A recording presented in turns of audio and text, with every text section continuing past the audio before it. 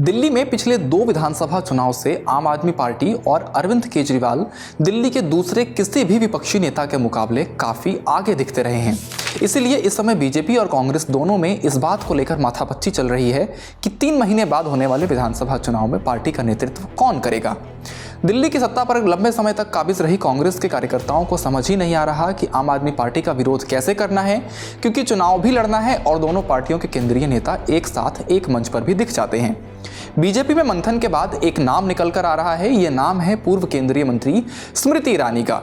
लेकिन अमेठी से लोकसभा चुनाव हारने वाली स्मृति को दिल्ली की जिम्मेदारी देने की बात क्यों हो रही है?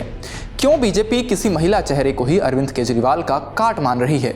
लेकिन अगर बीजेपी ने स्मृति को आगे कर दिया तो क्या अपनी ही पार्टी के नेता नाराज हो जाएंगे? ये सब समझेंगे इंडिया टुडे मैगजीन में छपी हिमांशु शेखर की इस रिपोर्ट के जरिए।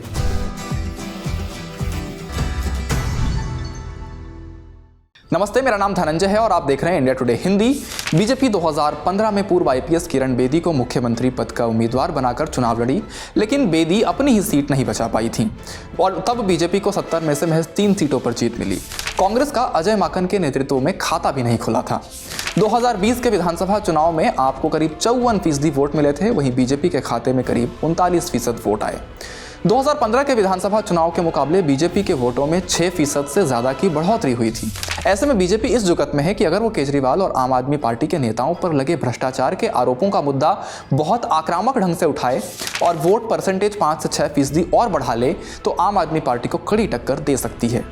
इसी के बैकग्राउंड में ये बात भी चल रही है कि इस बार बीजेपी का चुनाव अभियान किसी महिला चेहरे के दम पर होना चाहिए। इस कड़ी में नाम आ रहा है स्मृति ईरानी का।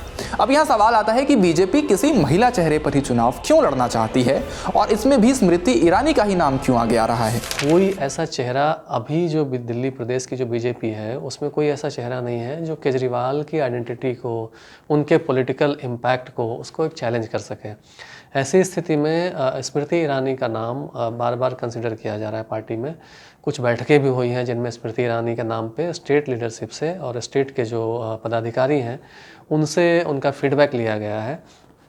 उसमें 2 चीज़ें हैं। स्मृति ईरानी एक तो मूलतः दिल्ली की रही हैं और चांदनी चौक से ये चुनाव भी लड़ी हैं, हालांकि हार गई थी लोकसभा का चुनाव। इसके बाद उन्होंने अपना पॉलिटिकल बेस शिफ्ट किया है, यूपी में गई और राज्यसभा रहीं गुजरात से, एक राष्ट्रीय नेता के तौर पे उभरी हैं। तो दिल्ली से जो इनका कनेक्शन है और एक जो पंजाबी कम्युनिटी है यहाँ की, उसमें इनकी थोड़ी पैठ है। और उससे ज़्यादा बड़ी बात जो कही जा रही है वो ये है कि अरविंद केजरीवाल को उन्हीं के अंदाज में जवाब देने वाला एक नेता चाहिए। स्मृति ईरानी उसमें फिट बैठती हैं। जहाँ तक बात है महिला की, हाँ, स्मृति ईरानी के नाम आने के पीछे एक बड़ी वजह अरविंद केजरीवाल का वो दाव भी है जो उन्होंने आतिशी को मुख्यमंत्री बना के खेला है।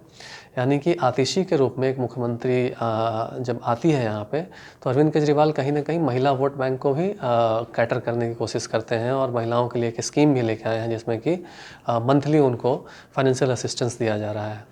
तो एक तो केजरीवाल के चैलेंजर के तौर पे महिला मुख्यमंत्री का जवाब महिला मुख्यमंत्री, दिल्ली में एक ऐसा नेता जिसकी पूरी दिल्ली में एक पहचान हो, और चौथा कि केजरीवाल को उन्हीं के अंदाज में जवाब देना। ये 4 फैक्टर हैं जिनकी वजह से स्मृति ईरानी के नाम पे भाजपा बहुत एक्टिवली जो है वो विचार कर रही है। स्मृति ईरानी को भी शायद इस बात का एहसास है कि लोकसभा चुनाव हारने के बाद उनकी वापसी का मौका दिल्ली ही है, इसीलिए वो यहाँ काफी एक्टिव नजर आ रही हैं। यहाँ उन्होंने बीजेपी के सदस्यता अभियान में बढ़ चढ़कर हिस्सा लिया। इसके लिए पार्टी ने पूरी दिल्ली को 14 भागों में बांटा था। इनमें से 7 के सुपरविजन की जिम्मेदारी स्मृति ईरानी को दी गई थी। पार्टी के कुछ नेताओं का यह भी दावा है कि बीते दिनों स्मृति ईरानी ने दक्षिणी दिल्ली में एक मकान खरीदा है। इसके अलावा वे नवरात्रि के दौरान राजधानी में कई जगह आयोजित हुई रामलीला में भी बतौर अतिथि शामिल हुई हैं। लेकिन क्या उनकी राह इतनी आसान होने जा रही है या पार्टी की प्रदेश इकाई इससे नाखुश है? समझते हैं हिमांशु से। स्मृति ईरानी के लिए अभी चैलेंज अगर देखिए तो 3 स्तर पे है। पहला चैलेंज ये होगा कि किस रोल में उनको स्मृति ईरानी को लाया जाता है।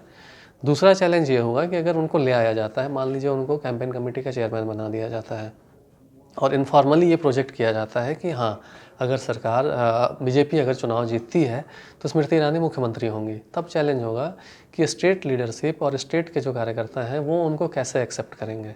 क्योंकि जब स्टेट के लोगों से मेरी बात हुई तो उनका ये कहना था कि दिल्ली बीजेपी की सबसे बड़ी प्रयोग स्थली बन गई है। यहाँ पे हमेशा किसी को भी बाहर से ला के यहाँ की स्टेट यूनिट पे थोप दिया जाता है और हम लोग को उनके साथ काम करना होता है। वो लोग किरण बेदी का नाम लेते हैं, वो लोग मनोज तिवारी का नाम लेते हैं। तो ऐसे स्थिति में बहुत लोकल जो लीडर्स हैं बीजेपी के, ग्राउंड लेवल के जो कार्यकर्ता हैं, उनका कितना सपोर्ट मिलेगा ये भी देखने वाली बात होगी। और स्मृति के लिए उनके सपोर्ट को हासिल कर पाना ये चैलेंज होगा। लेकिन हाँ, अगर वो हासिल कर लेते हैं, कई बार ये भी होता है कि कोई बड़ा नेता आता है तो उससे एक एनर्जी भी फील होती है कार्यकर्ताओं में और वो पहले से ज़्यादा उत्साह से काम करने लगते हैं। दूसरी तरफ बीजेपी के मुकाबले कांग्रेस ज़्यादा दुविधा में है। आप और कांग्रेस दोनों इंडिया अलायंस का हिस्सा हैं। लोकसभा चुनाव में दोनों पार्टियों ने दिल्ली और हरियाणा में गठबंधन के तहत कैंडिडेट उतारे, लेकिन हरियाणा का चुनाव दोनों पार्टियां अलग अलग लड़ी। दिल्ली में भी साथ आने की संभावना न के बराबर ही है, लेकिन इसमें अब दुविधा कांग्रेस के कार्यकर्ताओं के लिए है कि वो आपका विरोध कैसे करें, क्योंकि पार्टी के बड़े नेता तो मंचों पर साथ नजर आते हैं। कांग्रेस में अभी सबसे ज़्यादा कन्फ्यूजन की स्थिति अगर है बीजेपी से भी बहुत ज़्यादा, तो वो कांग्रेस में है। कार्यकर्ता को समझ में नहीं आ रहा है कि हम साथ में हैं कि अलग हैं। दिल्ली की जो यूनिट है वो ये जान रही है कि दिल्ली विधानसभा चुनाव हमको अलग अलग लड़ना है, लेकिन जब वो एक एग्रेसिव स्टैंड लेते हैं केजरीवाल के खिलाफ या आम आदमी पार्टी के खिलाफ, तो अगले ही दिन किसी नेशनल इशू पे जिसमें नरेंद्र मोदी को घेरना हो, मोदी सरकार को घेरना हो, तो आम आदमी पार्टी के नेता और कांग्रेस के बड़े नेता एक मंच पे दिखाई देते हैं। दोनों एक सुर में मोदी को की आलोचना करते हुए दिखाई देते हैं। तो ये बिल्कुल एक क्लैरिटी ही नहीं उनको हो पा रही है कि हमको मतलब फ्रेंडली फाइट करना है, सही में लड़ना है या चुपचाप घर बैठना है। इस स्थिति में नेताओं के स्तर पे तो चलिए जो है सो है ही, लेकिन कार्यकर्ता बहुत कंफ्यूज है। दूसरा चैलेंज क्या हो रहा है कि जहाँ पे कि अगर सीधे सीधे लड़ना होता आम आदमी पार्टी से, तो कांग्रेस में भी एक लीडरशिप को लेकर के फाइट होती। इनके जो बड़े नेता स्टेट में हैं वो कोशिश करते हैं कि भाई मुझे सीएम कैंडिडेट घोषित किया जाए, मैं कैंपेन कमेटी का चेयरमैन बन जाऊँ, मैं पार्टी का चेहरा बन जाऊँ। लेकिन जब ये देख रहे हैं कि जो सेंट्रल लीडरशिप है वो बहुत आम आदमी पार्टी से लड़ने के मूड में नहीं है, वैसी स्थिति में कोई नहीं चाहता है कि मुझे सीएम कैंडिडेट बनाया जाए, क्योंकि उसको लग रहा है कि अगर सीएम कैंडिडेट बन गए तो बलि का बकरा एक तरीके से हम बन जाएंगे, क्योंकि पार्टी उस तरीके से लड़ नहीं रही है। दिल्ली विधानसभा चुनाव में केजरीवाल के सामने किसे नेतृत्व सौंपा जाए, इस पर भाजपा और कांग्रेस की अपनी अपनी दुविधा है। लेकिन आप इस पर क्या मानते हैं, हमें अपनी राय कमेंट बॉक्स में जरूर बताएं। इस वीडियो में इतना ही, शुक्रिया।